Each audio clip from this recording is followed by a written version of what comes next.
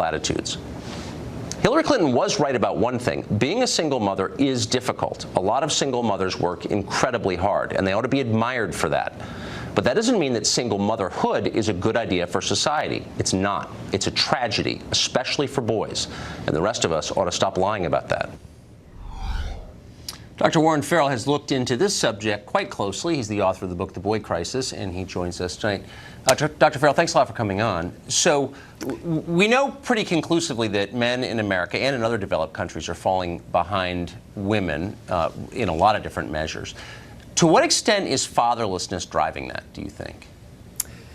A great extent. They're falling behind women in all 63 leading nations, developed nations. And in developed nations, there's the permission for divorce that there isn't in non-developed, less developed nations. And also in developed nations, there's the permission for women to marry, to have children without being married.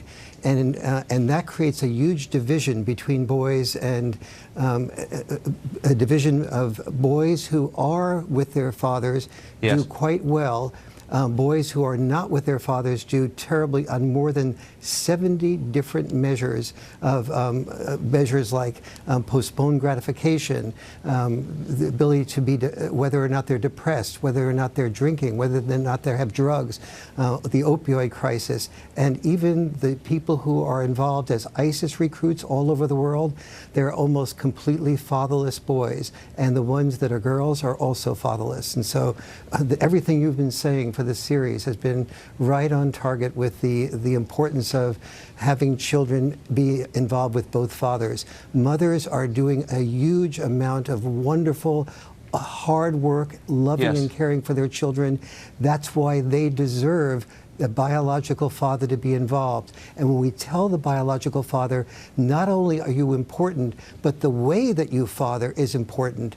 The way that you enforce boundaries, the way that you encourage exploration, the way that you encourage kids to get up and try again, the way that you encourage adventure and risk-taking, the way that, that we can play together and create bonds.